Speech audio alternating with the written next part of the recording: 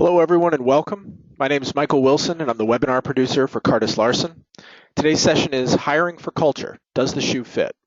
We'll spend the next 30 minutes exploring the following around hiring for cultural fit. What does hiring to culture mean and why it's important? How to balance skills, diversity, qualifications with cultural fit. Best practices for hiring to your unique culture. Now for a few housekeeping notes. Everyone on the line is muted by default. Please download the presentation and respond to the polls when prompted. Utilize the question box to interact with the presenters during the course of the presentation. Please follow KardasLarson on LinkedIn, Twitter, and Facebook, and check out our new website to watch previous KardasLarson webinars. We value your feedback, so please take the survey that you receive after the webinar. Your email will contain the recording of the session. Now let's meet your presenters. Lisa Schapani and Lois Krause have spent many years helping organizations of all types and sizes to successfully develop and grow both their people and their businesses. Lois has special expertise in labor law management, while Lisa's proficiency is in leveraging employee performance and development. Both of your presenters are committed to helping you maximize performance. Now I'll turn it over to Lois to begin the presentation. Thank you, Michael, and good afternoon, everyone. Thank you for joining us today. Our agenda today is cultural fit. What is it? And then we will discuss the difference between skill and will and how diversity is addressed in cultural fit. We'll also talk about how hiring the most qualified may not be the one with the best skills. It's kind of an odd concept to think about, but we'll get into that a little bit later. And some of the best practices around how to get the proper cultural fit. So to get us started, now I'm going to turn this over to Lisa so she can conduct a poll with you. Lisa? Thank you, Lois, and happy Thursday, everyone. So let's jump right in and take a look at how do you hire for culture today.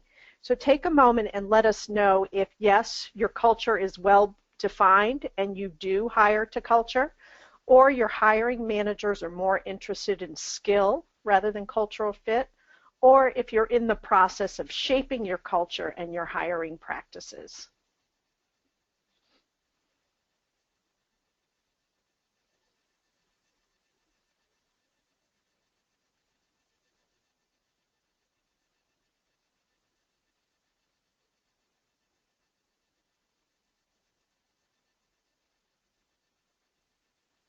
All right, looks like we are pretty close to a 50-50 split in terms of you're finding that hiring managers are more interested in skill rather than cultural fit.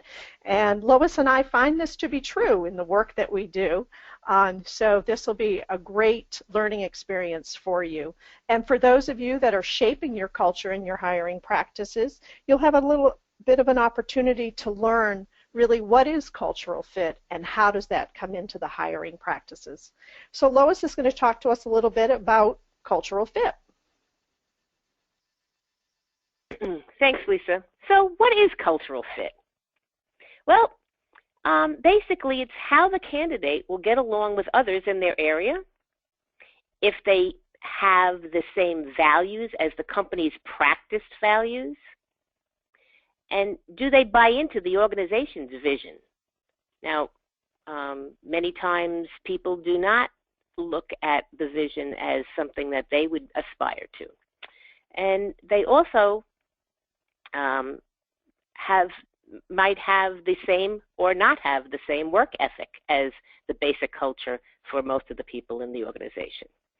And then they also may have an attitude that matches the organization or not. So if they don't have the proper behaviors and attitudes that the company has defined as their culture, they probably will not fit culturally. And that could mean that the shoe doesn't fit. So, Lisa, you want to? Yes, thank you, Lois. Thank you, Lois. So for those of you who've been on our webinars before, we always like to share research with you. And we all agree that turnover is very costly.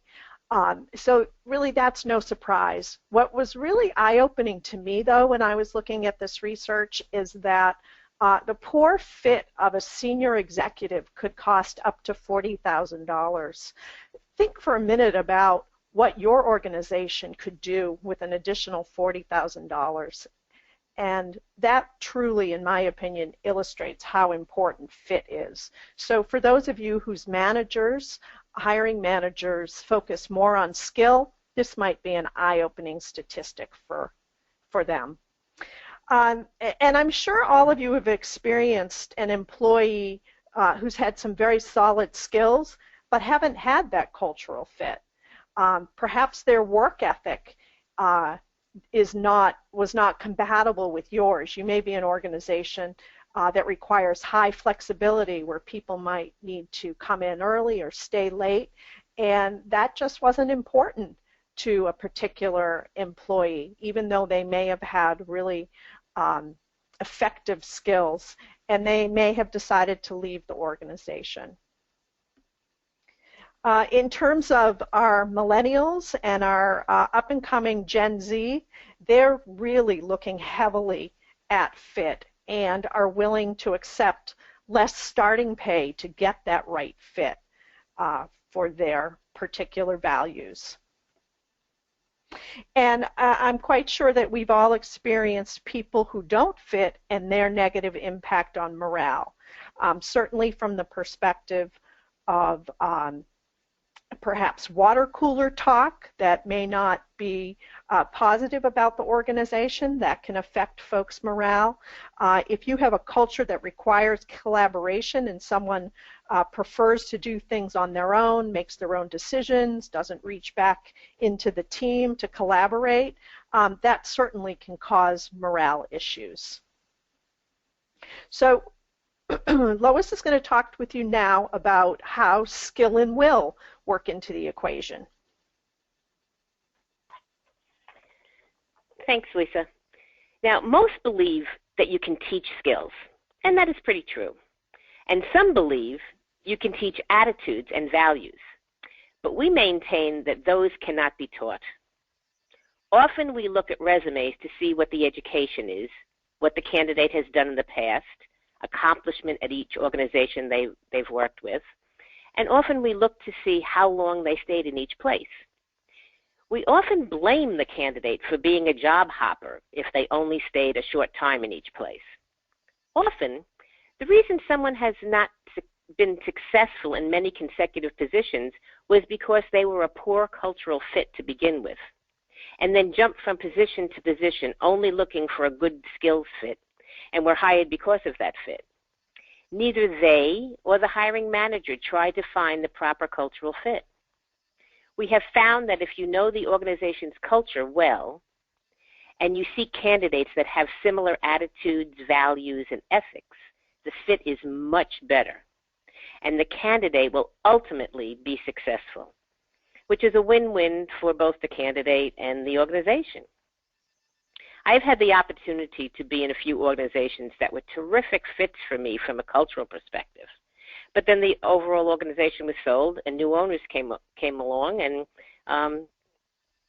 over time, some others came along and people just didn't fit anymore. And people left. Over time, some left faster than others because they changed the culture and to what they were used to from their previous experience, the new owners did.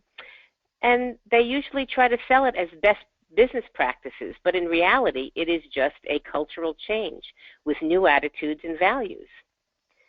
Then when that happens, I have found those who cannot adopt those attitudes and values, which were most of the stars in the old culture, were all of a sudden not fitting in. They were no longer a good cultural fit. I am one who has experienced that twice. I tried to adapt to the new culture, but ultimately had to leave both organizations because they just didn't fit my values. I could no longer be successful in that new culture, so it was time to move on. So I think Lisa's going to take us to another poll.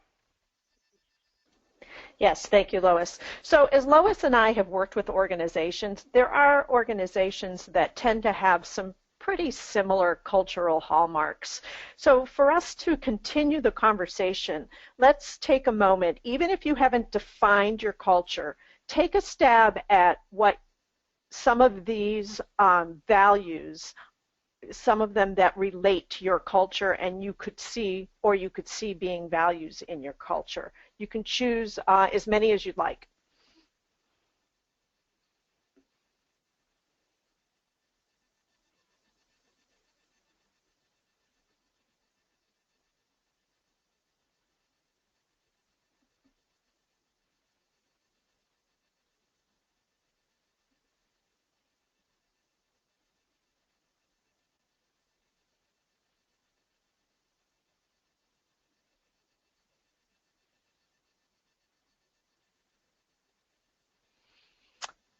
All right, so as someone who's very interested in the customer experience, I'm happy to see that so many of you have a value of the customer comes first.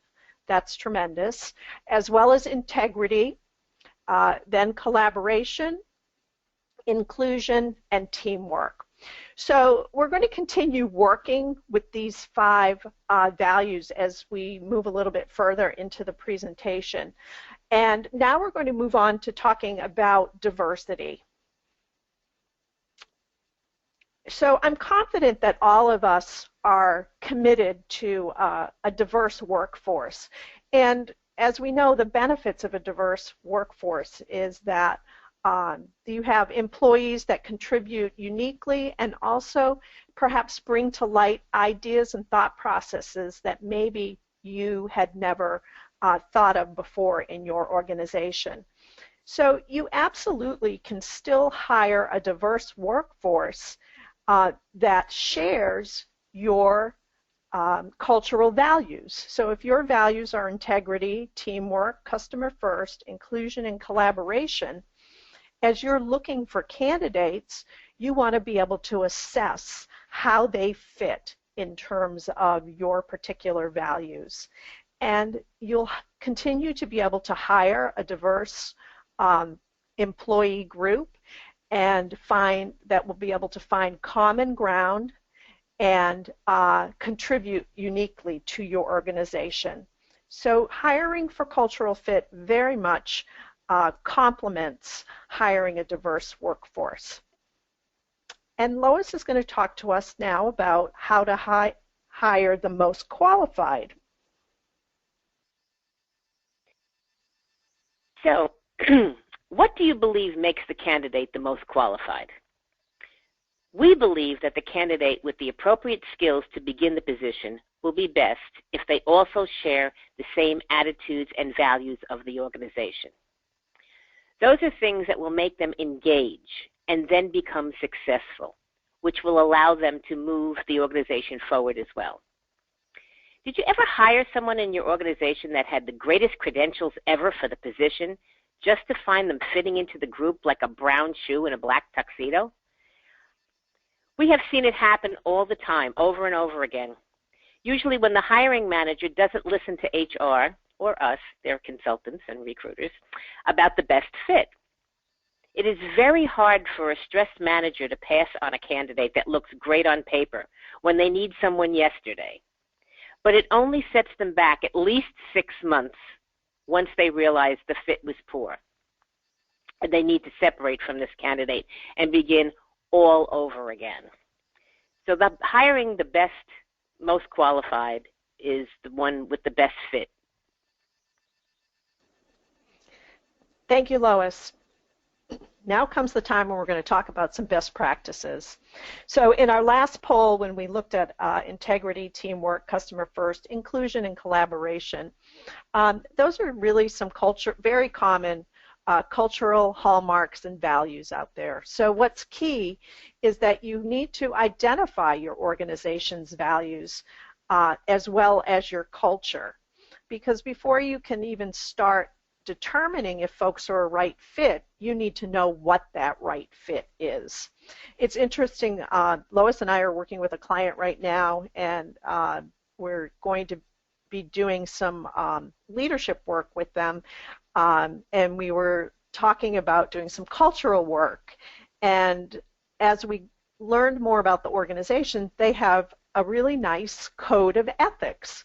And as we were going through it, it occurred to us both that, these really are the hallmarks of this culture.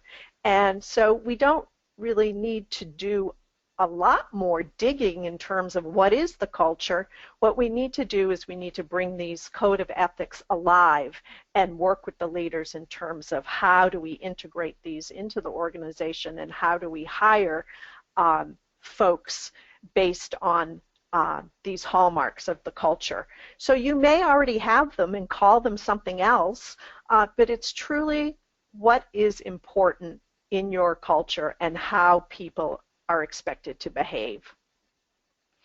The next step really is integrating your values into all of your employment marketing. So if one of your values is collaboration, ensuring that in your job postings and your employment marketing, you indicate that candidates must enjoy working in a collaborative environment. That will have a tendency to draw those folks that are truly wanting that type of cultural fit rather than someone who perhaps may prefer to be an individual contributor. And we know that we do need individual contributors in our organizations as well. We also recommend that you employ behavioral interviewing techniques. We can't stress this enough. Past performance really truly predicts future behavior. And when you are assessing candidates, it's critical that you ask for examples. When was the last time they were a member of a team? What type of project did they work on? What was their contribution? What was the outcome? Those are some of the things that you want to be sure to assess in your candidates if teamwork is important in your organization. You also might want to consider, and we strongly suggest this, including members of the potential candidate's peer group as part of the selection process.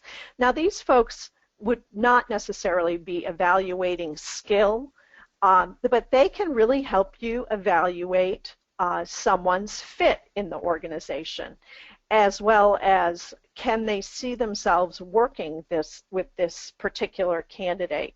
So we really recommend that you include as many team members as possible in your candidate selection process. It could be as simple as a coffee or a lunch, but you certainly can learn a lot about the fit of a prospective candidate.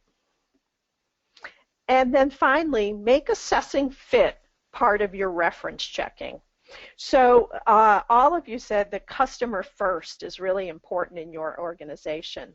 So I would recommend that when you are doing a reference check to ask the person to tell you about a time when this particular candidate solved a customer's problem, had difficulty solving a customer's problem, so that you can get some insight into how this individual's previous supervisor viewed them from a perspective of being able to put the customer first.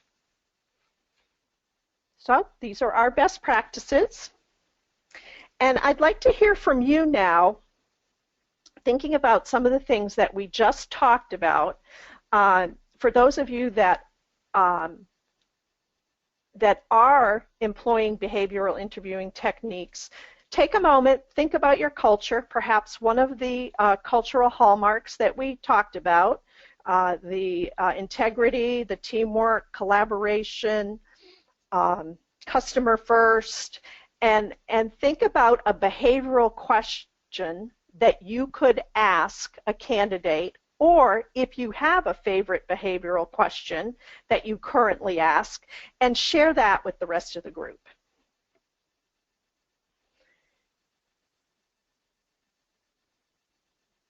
And Michael, they would use the question box?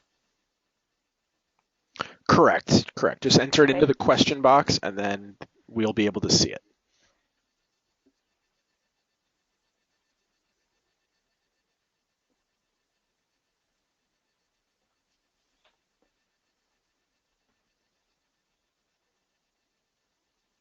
Okay, so we have a couple of questions here, and the first one relates to feedback. I know I've worked in organizations where being able to accept feedback on your performance is really critical to a role.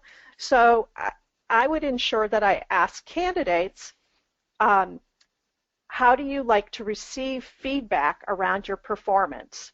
It tells you really, are they open to feedback? It can tell you how they respond to it, what they might do with it. So that might be a behavioral question around feedback in your particular organization if that's important to you. We have another one here. Tell me about a time when a customer was displeased about the service that you provided. So this will really help for those organizations that have a customer-first culture, and it will tell you a lot really about the particular candidate in terms of their self-awareness.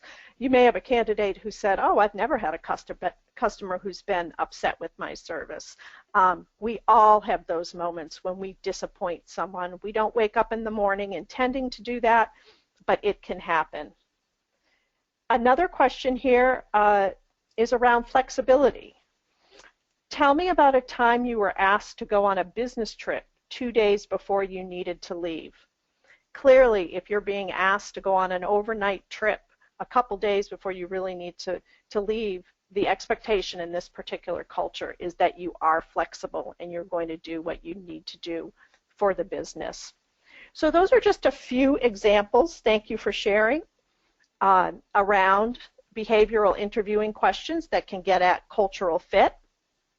And Lois is going to wrap things up for us so that we can move into giving you an opportunity to ask us questions. Thanks, Lisa. So, in summary, every organization does have a unique culture, whether it's identified or not. And you really need to analyze and define your organizational values and behaviors so that you can figure out what that culture is. And then you use those values and behaviors to do your recruiting and your hiring, all of the pieces of the recruiting part, even to get people to go to your website, even having utilized those cultural aspects in your website and in your ad postings and the like. And use it in every different part so that everybody knows when they come to apply that this is your culture, so that they can feel that they should really apply or not. And then remember that not every skills-based qualified candidate holds the same values as the organization. And hiring for the right cultural fit will help the candidate be more successful, which will make the organization more successful. So now we'd like to turn it over to you to ask us, we have a few minutes left here to answer some questions that might have arisen during the presentation.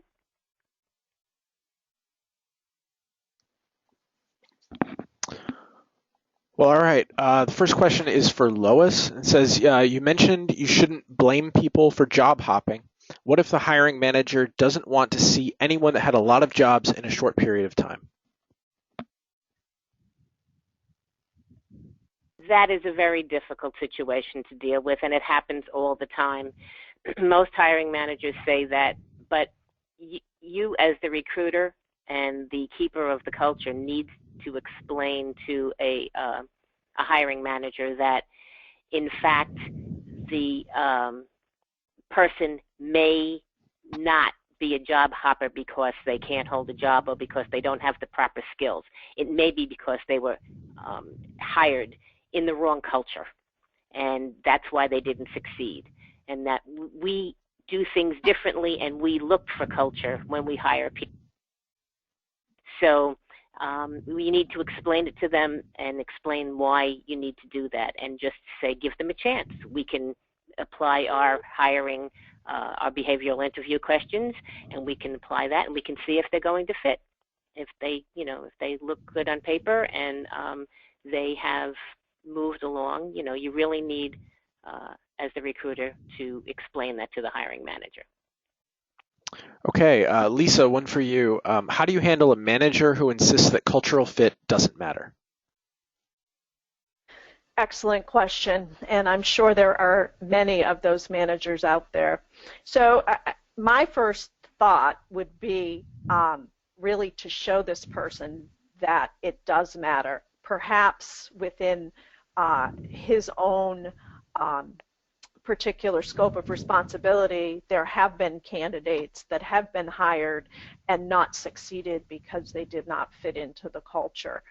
That might be one way to illustrate it um, to to this particular hiring manager. Another way might be to, again, involve his or her team members in terms of talking about, having a discussion about culture and how that impacts the particular team. Yes, there are many managers out there who are truly looking for skill and being able to show that hiring manager that the blend of the skills, and certainly if they don't have all the skills that can be taught, and that cultural fit, how that really fits into the big picture. Okay, thank you, Lisa. Lois, one question here says, we are government contractors and we occasionally get audited by the OFCCP, and if we hired someone with less skill because they were a better fit, it could be seen as discrimination. How do you explain that to an auditor? That is a very good question, and I have been in that situation. It is one of those things where you need to show that obviously the person has the skills, as well as, or they were taught the skills, and that you hired somebody into there because they, based on their past performance and your reference checking and the like, were deemed to be a better fit because they fit in better and they were better able to get along with everybody and move the culture forward, move the whatever their discipline was, to do a much better job. It's a little bit of a difficult sell at times, but you have to show the results that were achieved by getting this person in there. And I had a situation where one organization used to hire, they were government contractors, and they hired a lot of former military because they made products for the military. And to them, it looked like it was, to the OFCCP auditor, it looked like they were discriminating against others. But we showed them that they may have, other people may have the skills, but they didn't have the culture to deal with the military, and those are the people, the customers that they had to deal with, and they were won over. So. Okay, Lisa, question for you is, you talked about assessing for fit during reference checking. How do you deal with that if you don't get good reference information a lot of the time? Another great question, and I'm very often asked about that. My recommendation would be, when you're talking with candidates, you need to make it clear to them, and I usually do this at the beginning of the process, that you are going to need to be able to speak to someone to whom this individual directly reported to be able to get information around their performance. And I've found typically that works, that candidates will provide you perhaps with a supervisor that's no longer with the particular company. Maybe they've moved on to another company, or they will provide you with someone in the company that they have had a conversation with and ask them to give more of a personal reference. And the way that I think about it is that people generally are quite agreeable to give references if someone has had good performance. I myself worked for several companies where we, quote unquote, were not supposed to give references. I would manage the individual's expectation and say, I'm happy to give you a reference on a personal level, this is what I'm going to say about you in terms of your strengths, and this is what I'm going to say in terms of your areas of opportunity. And having spent many years in talent acquisition, I found this strategy to be very effective in being able to get true references about an individual's performance. So I recommend highly that you give that strategy a try. Okay, well, thank you both. And thank all of you for joining us today. We hope you follow KardasLarson on LinkedIn, and we hope that you enjoy yourselves today. I know we did. Please be keeping a lookout for our follow-up email, which will contain a recording of this session. Thank you.